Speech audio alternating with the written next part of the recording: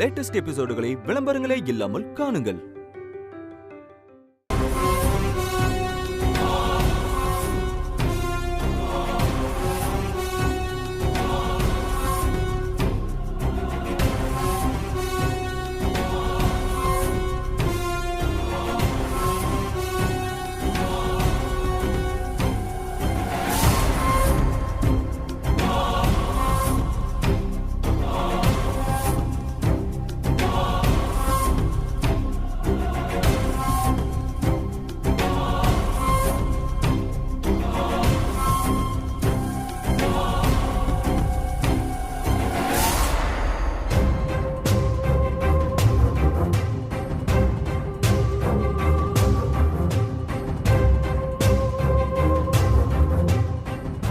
திருமாறனை கூப்பிடுங்க. திருமாறன், திருமாறன், திருமாறன்.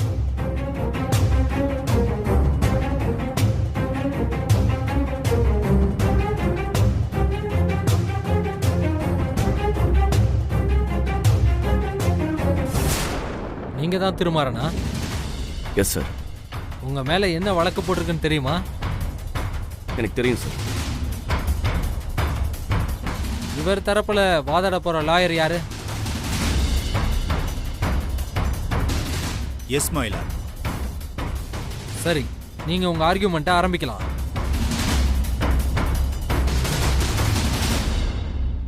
மைலார்ட், குற்றவாளி கூண்டில் நிற்கும் எனது கட்சிக்காரர் திருமாறன் அவர்கள் அசிஸ்டன்ட் கமிஷனராக ஒரு பொறுப்பான பதவி வகிக்கிறார். அவர் மேல் தொடரப்பட்ட இந்த வழக்கு ஒரு குழப்பமான சூழ்நிலையில் தொடரப்பட்ட வழக்காகும்.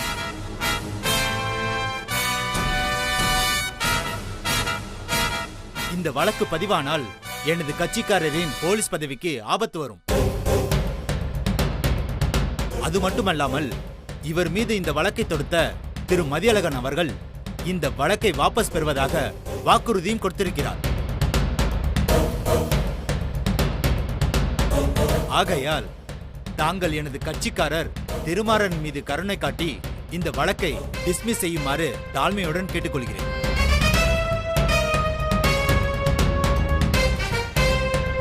என்ன சார், இந்த திருமாறன் ஒரு மைனர் பொண்ணுக்கு வலுக்கட்டாயமா தாலி கட்டி மனைவியாக்கியிருக்காரு அப்படின்னு வழக்கு பதிவாயிருக்கு. நீங்க என்னடானா ரொம்ப சாதாரணமா கேஸை டிஸ்மிஸ் பண்ணுங்கன்னு சொல்றீங்க. முதல்ல இந்த வழக்கு தொடுத்த மதியழகனுங்க, அவரை கூப்பிடுங்க.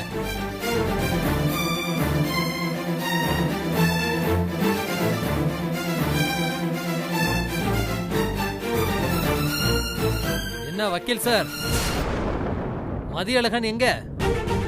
மைலார்ட், மிஸ்டர் மதியழகன் தற்சமயம் குற்றவாளியாக ஜெயிலில் இருக்கிறார். இதுவரையா? அவர் இப்போதைக்கு தக்க அனுமதியெல்லாம் வாங்கி கோர்ட்டுக்கு வருவாருன்னு உறுதியா சொல்ல முடியாது யுவரானர். ஆனால் அவர் இந்த வழக்கை வாபஸ் வாங்குவதாக வாக்கு கொடுத்தது உண்மைதான். அதன் அடிப்படையில் நீங்கள் இந்த வழக்கை டிஸ்மிஸ் செய்யுமாறு பணிவுடன் கேட்டுக்கொள்கிறேன் யுவரானர். அப்படியெல்லாம் கேஸை டிஸ்மிஸ் பண்ண முடியாது.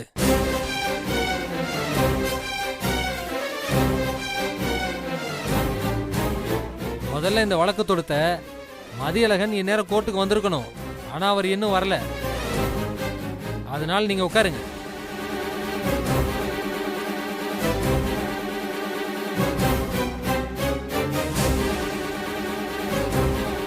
அரசு தரப்பு வக்கீல் உங்க விசாரணை ஆரம்பிக்கலாம். Yes your honour. மைலார்ட், குற்றவாளி கூண்டில் இருக்கும் இந்த திருமாறன் ஏற்கனவே திருமணமானவர்.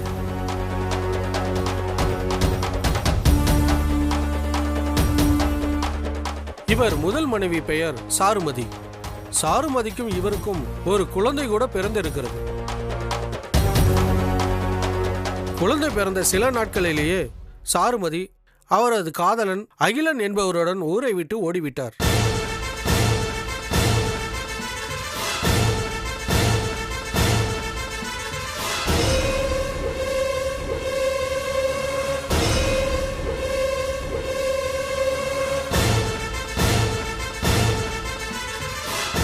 மனைவி இன்னொருத்தருடன் ஓடிப்போன துக்கத்தில் இருந்த திருமாறன் மைனர் பெண்ணான ஆதிராவின் கழுத்தில் வலுக்கட்டாயமாக தாலி கட்டியிருக்கிறார். அதை பொறுத்து கொள்ள முடியாத ஆதிராவின் தந்தை மதியழகன் தான் இந்த வழக்கையே தொடுத்திருக்கிறார். இந்த வழக்கில் திருமாறன் குற்றம் செய்துள்ளார் என்பது பகிரங்கமாக தெரிகிறது. ஆகையால் இந்த திருமாறனுக்கு தாங்கள் தக்க தண்டனை வழங்குமாறு தாழ்மையுடன் கேட்டுக்கொள்கிறேன்.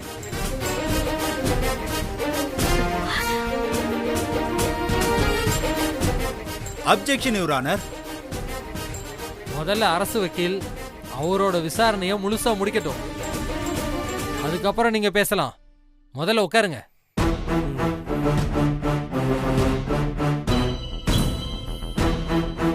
இந்த வழக்குல சம்பந்தப்பட்டிருக்கிற ஆதிராவை நீங்க விசாரிக்க விரும்புறீங்களா? எஸ் மயிலா. ஆதிராவை கூப்பிடுங்க. ஆதிரா, ஆதிரா, ஆதிரா.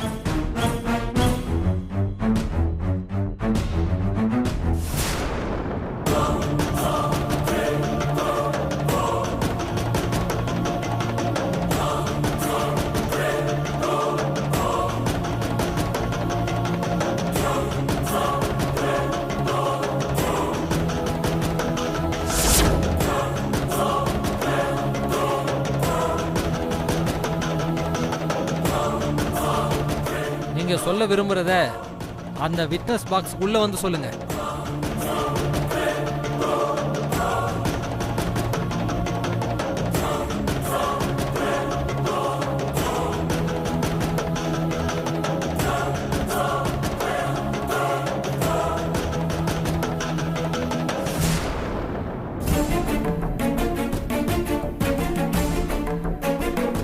இவர் உங்க கழுத்துல தாலி கட்டின அன்னைக்கு உங்களுக்கு அகிலனுக்கும் திருமணம் நடக்க ஏற்பாடாயிருந்தது, சரியா?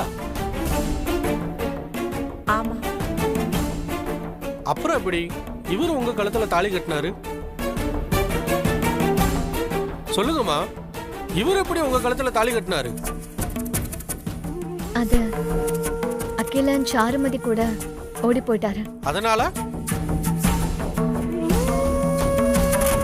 அதுக்கு காரணம் நீங்க தான் அவரு தவறா புரிஞ்சுக்கிட்டு வலுக்கட்டாயமா உங்க கழுத்துல தாலி கட்டியிருக்காரு, அப்படிதானே?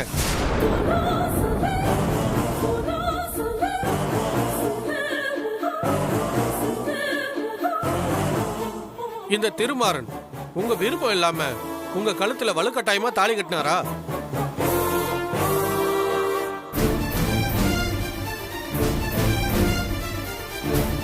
இது நீதிமன்றம், நீங்க யாருக்கும் பயப்பட வேணாம். என்ன நடந்ததுன்னு உண்மைய எல்லாரும் கேட்கிற மாதிரி சொல்லுங்க. இவர் அன்னைக்கு இருந்த குழப்பத்துல என் கழுத்துல தாலி கட்டினது உண்மைதான். ஆனா அதுக்கப்புறம் என்னோட முழு சம்மதத்தோட தான் மறுபடியும் நேத்து என் கழுத்துல தாலி கட்டினாரு.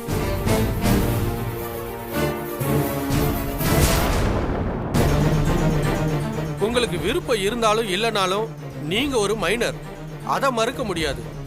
உங்க கழுத்துல இவர் தாலி கட்டினது சட்டப்படி தவறுதான். அந்த தவறுக்கான தண்டனைய இவர் சட்டப்படி அனுபவிச்சுதான் ஆகணும்.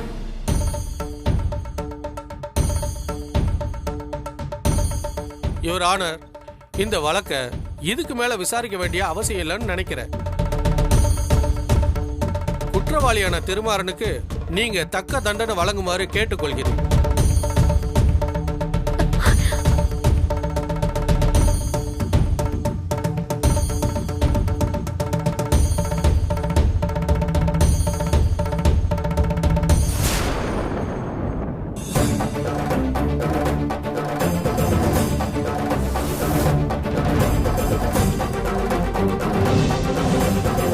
யுவர் ஆனர், நான் மதியழகன். நான் தான் இந்த வழக்கை தொடுத்தது. இப்போ நானே இந்த வழக்கை வித்ட்ரா பண்ண விரும்புகிறேன்.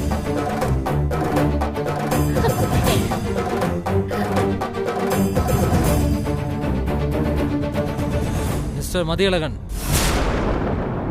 கோர்ட்ல விசாரணை நடந்துட்டு இருக்கும்போது இந்த மாதிரி பாதியில வந்து குறுக்கிடக்கூடாது. நீங்க என்ன சொல்றதா இருந்தாலும் விட்னஸ் பாக்ஸ்ல வந்து சொல்லுங்க. அம்மா, நீ போய் உட்காருமா.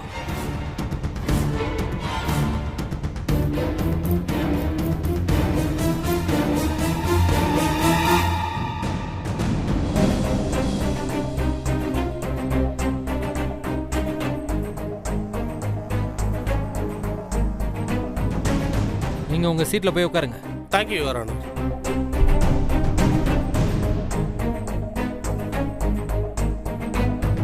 சொல்லுங்க, எதுக்காக இந்த கேஸை வித்ட்ரா பண்ண விரும்புறீங்க?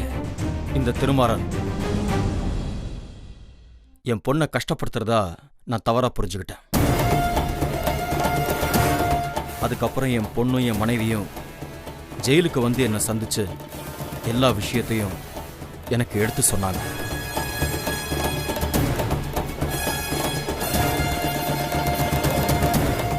அதுக்கப்புறம்தான் என்னோட தவறு எனக்கு புரிஞ்சுது. தயவு செஞ்சு இந்த கேஸை டிஸ்மிஸ் பண்ணிடுங்க ஐயா. ஆனா உங்க பொண்ணு மைனரா இருக்காங்களே. Objection your honour. Aadhira minor பொண்ணு கிடையாது.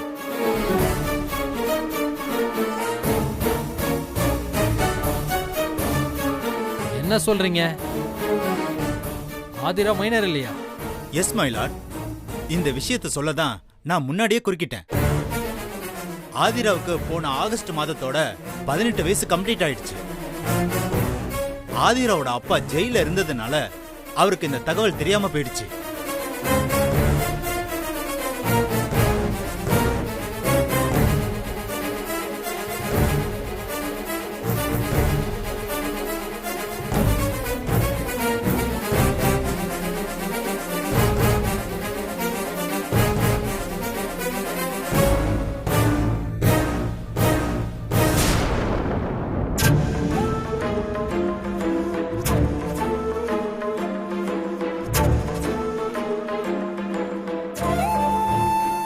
உங்களால தான் இந்த குழப்பங்கள் எல்லாமே. எதையுமே சரியா தெரிஞ்சுக்காம ஏற்கனவே ஜெயில கைதியா வேற இருக்கீங்க. இப்படி அனாவசியமா கோர்ட்டோட நேரத்தை வீணாக்கலாமா? இந்த தவறுக்காக நான் உங்களுக்கு கூடுதலாவே தண்டனை கொடுக்கலாம். இருந்தாலும் வான் பண்ணி விடுறேன், இனிமேல் இந்த மாதிரி தவறு செய்யாதீங்க.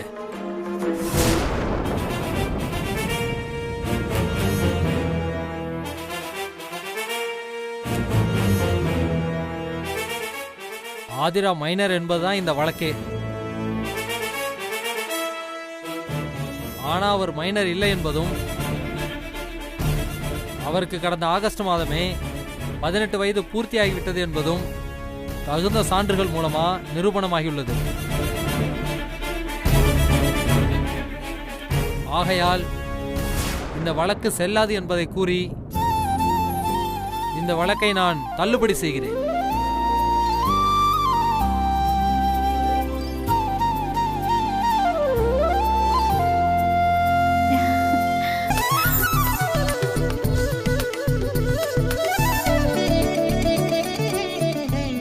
மிஸ்டர் திருமாறன் சார், நீங்க ஒரு பொறுப்பான பதவியில் இருக்கீங்க. இந்த விஷயம் உங்களுக்கு தெரியாம இருக்காது. இருந்தாலும் சொல்றேன், மனைவி ஓடி போயிட்டாங்கிறதுக்காக நீங்க உங்க இஷ்டத்துக்கு இன்னொரு பொண்ணு கழுத்துல தாலி கட்டக்கூடாது. முதல் மனைவி கிட்ட இருந்து முறைப்படி விவாகரத்து வாங்கியிருக்கணும். புரிஞ்சதா?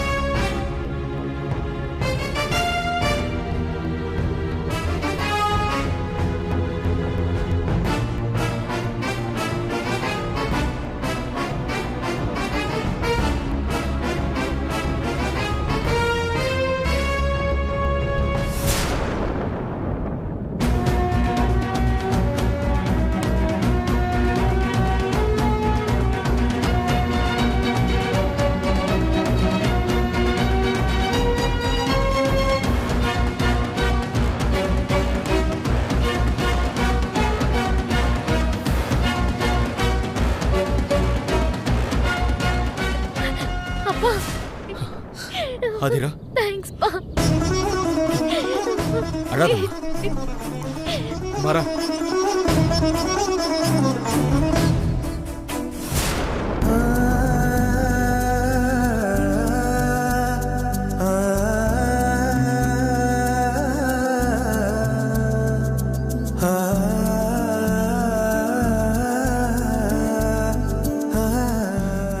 நீங்க மட்டும் சரியான நேரத்துக்கு வந்து ஜட்ஜி கிட்ட பேசாம இருந்திருந்தா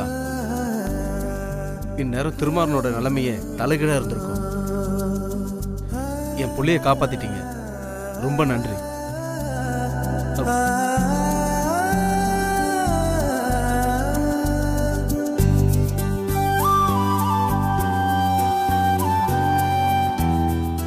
பரவாயில்லண்ணே,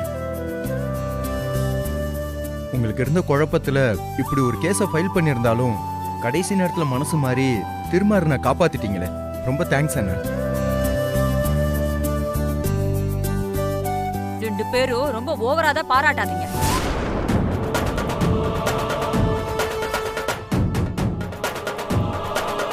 இது எல்லாத்துக்கும் காரணமே இவர் தானே. இவர் மட்டும் திருமாற மேல இப்படி ஒரு கேஸ கொடுக்காம இருந்திருந்தா திருமாறனுக்கு இப்படி ஒரு நிலைமை வந்திருக்காதுல்ல.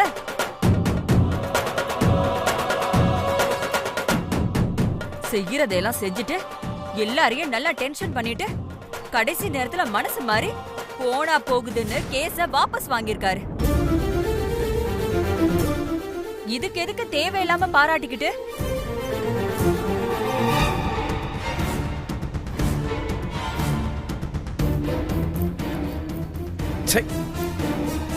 நீ எப்பதான் இந்த விஷயத்தை சரியா புரிஞ்சுக்க போறிய தெரியல. மதியழகன் திருமாற மேல இப்படி ஒரு கம்ப்ளைண்ட் கொடுத்ததே ஏனோ தானோன்னு எடுத்த முடிவில்லை.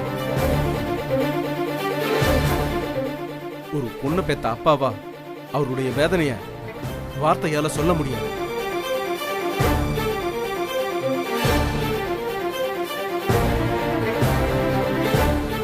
நீ அவரோட இடத்துல இருந்து பார்த்தாதான் அவரோட கஷ்டம் உனக்கு தெளிவா புரியும்.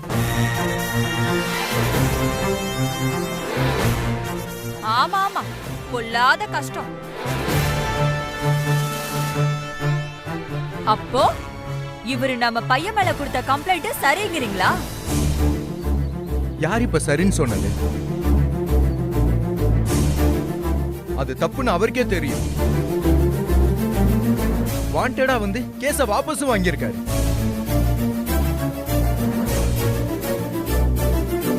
அதை நினைச்சு சந்தோஷப்படுவியா? தேவையில்லாம ஆர்கியூ பண்ணிக்கிட்டு இருக்க.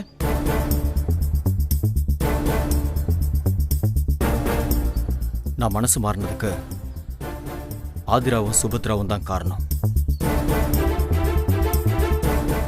இவங்க 2 பேரும் தான் ஜெயிலுக்கு வந்து என்னை சந்திச்சு எல்லாத்தையும் பக்குவமா எடுத்து சொன்னாங்க.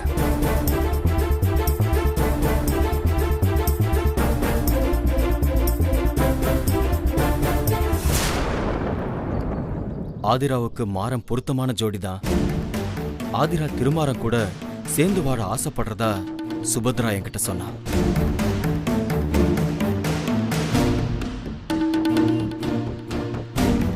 இப்போதைக்கு திருமாறன் உன்கிட்ட கோவமா நடந்துக்கிட்டாலும் போக போக அவன் உன்னை புரிஞ்சுப்பாமா. சீக்கிரமே அவன் மனசு மாறும். எனக்கு அந்த நம்பிக்கை இருக்குமா?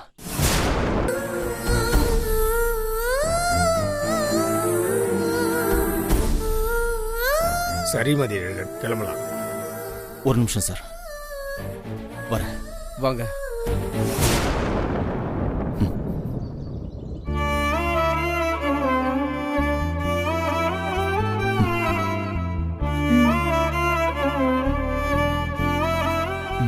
சரிண்ணா.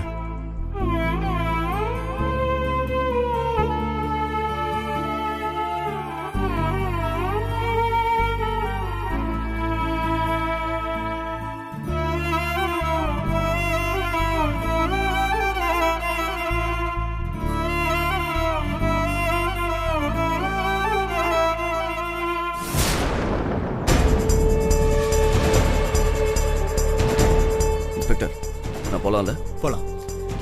வரேன் சார்.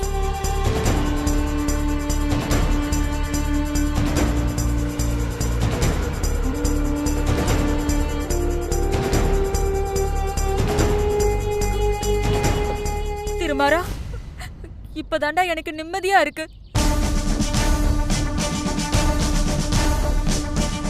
இனிமே நமக்கு எந்த கஷ்டமும் வராது. பாப்பா வீட்டுக்கு போலாம்.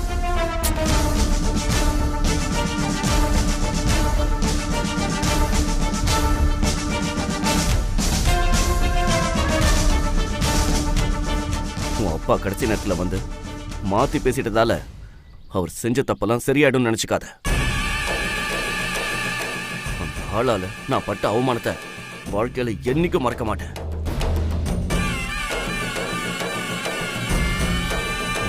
யாரையும் நான் மன்னிக்கவும் மாட்டேன்.